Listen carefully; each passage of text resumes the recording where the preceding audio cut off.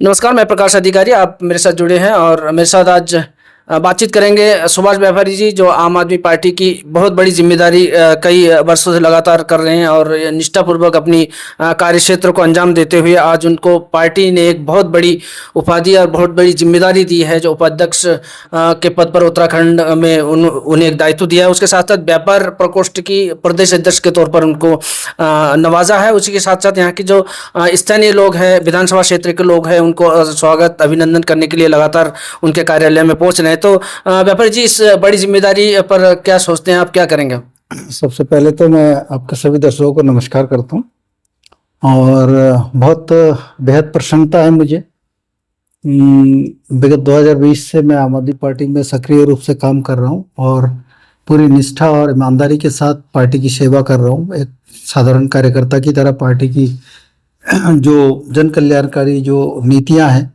हमारे राष्ट्रीय संयोजक अरविंद केजरीवाल जी की जो मॉडल है, उसको हम जन जन तक पहुंचाने का काम कर रहे हैं, जिसमें शिक्षा, स्वास्थ्य, रोजगार, बिजली, पानी, मूलभूत आवश्यकताएं और जो लोगों को मिलनी चाहिए, उन सारी चीज़ों को हम जनता के बीच तक उत्तराखंड में लेके जाने की कोशिश कर रहे हैं। तो उसी प्रयास के नतीजे में आज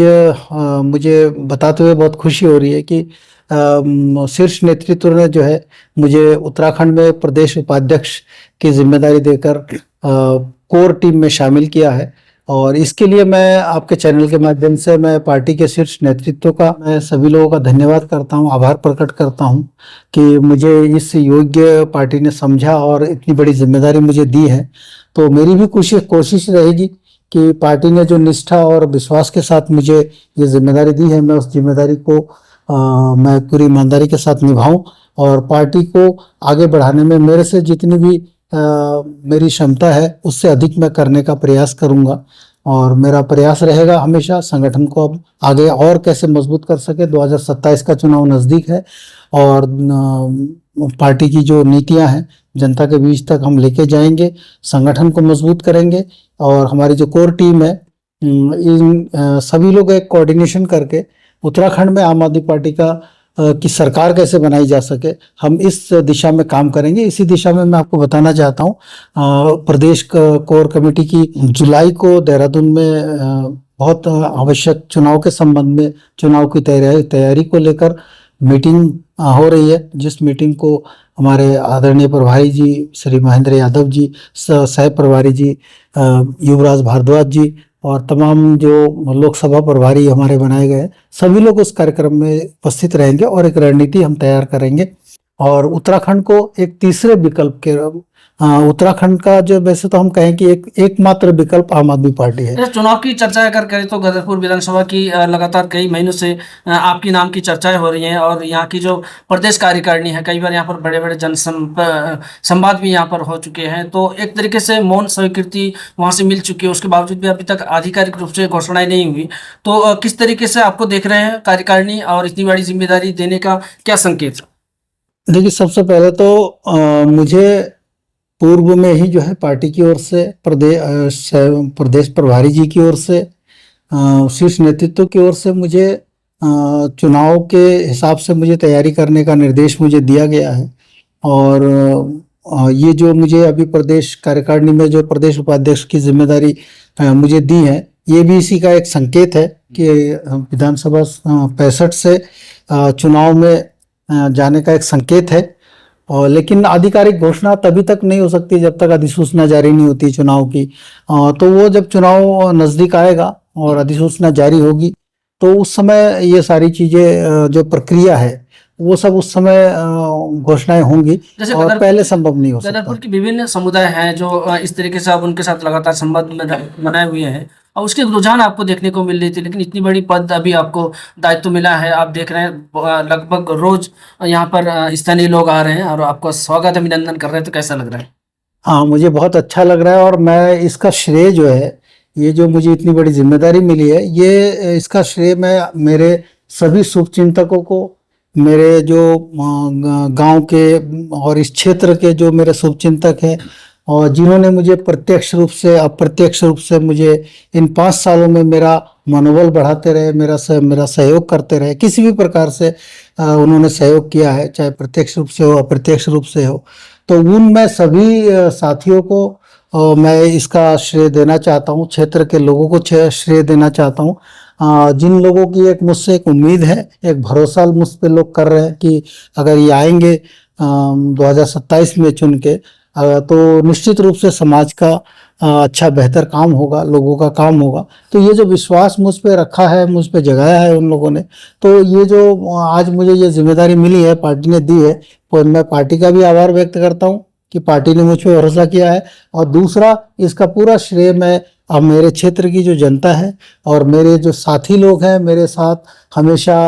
किसी भी प्रकार से मेरे साथ सहयोग करते रहे, प्रत्यक्ष रूप से अप्रत्यक्ष रूप से, उसमें मेरे सभी बहुत सारे मित्रगण हैं, मेरे स्कूल के साथीगण हैं। और मैं एक बात और कहना चाहता हूँ कि ये बहुत बड़ा एक गर्व की बात है, विशेषकर बंगाली समाज के लिए, कि एक इतना प्रदेश स्तर की जो जिम्मेदारी मुझे दी है, बंगाली समाज को एक मान सम्मान जो दिया है, तो इससे निश्चित रूप से बंगाली समाज के लिए, मैं बंगाली समाज से होने के नाते बंगाली समाज के लिए भी गर्व का विषय है, मेरे लिए भी गर्व का विषय है। मैं ये भी कहना चाहता हूँ कि जिन पार्टियों को हमारे समाज ने आज तक सहयोग करते रहे, वोट देते रहे, उनके जनप्रतिनिधियों को चुन के भेजते रहे विधानसभा में, उन पार्टियों ने हमारे बंगाली समाज को हमेशा छला है, उनको दरकिनार किया है, उनको किसी भी प्रकार से राजनीतिक महत्वपूर्ण स्थान पे उनको जगह नहीं दी है, केवल बंगाली समाज को इस्तेमाल किया है और वोट बैंक के रूप में इनका इस्तेमाल करते रहे। राजनीति की परिचर्चा करें तो यहाँ पर दल बदल और अवसरवाद को लेकर के, गुटबाजी को लेकर के बहुत ज़्यादा अपाधापी सी मची हुई है। उसके साथ जनता जो है वो त्रस्त हो चुकी है, नदारत है, कहीं दिखती नहीं है। तो उनको क्या ऐसा आस लग रहा है कि सुभाष व्यापारी जी हमारे लिए बहुत कुछ करने वाले हैं? देखिए, ये तो जनता तय करेगी, पर मैं जो एक बात कह रहा हूँ कि जनता का विश्वास और भरोसा सबसे इम्पोर्टेंट चीज होती है। तो पहले जो लीडरशिप, जिनको लीडरशिप दिया है, उन पे भरोसा टूटा है लोगों का, क्योंकि लोगों की जो उम्मीदें थी उन उम्मीदों पे वो खरे नहीं उतरे, उन्होंने विकास का काम नहीं हुआ। तमाम जो गदरपुर विधानसभा की बात अगर हम करें तो इस विधानसभा में बहुत काम होने चाहिए थे। किसानों की अपनी समस्याएं हैं, मजदूर वर्ग की अपनी समस्याएं हैं, एजुकेशन का स्थिति बहुत खराब है, स्कूल्स बंद किए जा रहे हैं, हेल्थ सिस्टम बिल्कुल चरमराया है, धरातल पे कोई काम नहीं, सड़कों का हाल बदहाल है, गड्ढे हैं सड़कों में, ग्रामीण सड़कें बिल्कुल ध्वस्त हो चुकी हैं। मेरे विधानसभा में तो बिल्कुल सड़क का कोई काम नहीं हुआ ग्रामीण क्षेत्र में। तो सरकार किस लिए बनाते हैं? आप शिक्षा नहीं दोगे, स्वास्थ्य नहीं दोगे, बिजली महंगी कर रहे हो, स्मार्ट मीटर लगाने की बात आप कर रहे हो, जनता नहीं चाह रही है तब भी आप स्मार्ट मीटर लगा रहे हैं। तो ये जो तमाम जो खामियां हैं, ये मुझे लगता है कि आप सरकार, लोग बदलाव चाह रहे हैं उत्तराखंड में, और इस बार बदलाव होगा, निश्चित रूप से बदलाव होगा और एक नई सरकार आएगी। और मुझे लगता है कि मैं आपके माध्यम से अपील भी करूंगा कि इस बार आम आदमी पार्टी को काम करने का एक बार अवसर दे उत्तराखंड की जनता, गदरपुर विधानसभा की जनता से भी मैं अपील करूंगा कि आपने बहुत बारी बारी से आपने मौका दिया है, एक बार आम आदमी पार्टी को मौका दे के देखिए और निश्चित रूप से आपका भरोसा, जो विश्वास है वो कायम होगा। और मैं जो जनता के बीच में जा रहा हूँ, तो जनता के अंदर मुझे एक भरोसा और विश्वास मुझे दिखाई दे रहा है और बहुत व्यापक जन समर्थन मुझे हर वर्ग में, हर समुदाय से मुझे जन समर्थन मिल रहा है और भारी मात्रा में जन समर्थन मिल रहा है। वो समय आएगा तो सब आपको भी दिखाई देगा। ये थे हमारे साथ सुभाष व्यापारी जी, जो उत्तराखंड के उपाध्यक्ष के साथ साथ व्यापार प्रकोष्ठ के प्रदेश अध्यक्ष भी है और प्रत्याशी के तौर पर अगर बात करें तो गदरपुर 65 विधानसभा की तैयारियों में जुटे हुए हैं। और मैं आपको बता दूं कि बहुत कम समय में आम आदमी पार्टी ने पूरी राष्ट्रीय पार्टी की खिताब उन्होंने जीती है। दिल्ली और पंजाब जैसे राज्यों में अपनी नज़ीर पेश किया है। उसी की तरह यहाँ के लोगों को कितना समझा पाते हैं और लोगों की जो रुझान है उससे आप देख सकते हैं कि जो जनता है वो धीरे धीरे विकास की बात कर रहे हैं, जो स्वास्थ्य की बात कर रहे हैं, शिक्षा की बात कर रहे हैं। लगातार हम सुभाष व्यापारी जी से इसी मुद्दे को लेकर बात करते रहेंगे। धन्यवाद आपका सर, नमस्कार।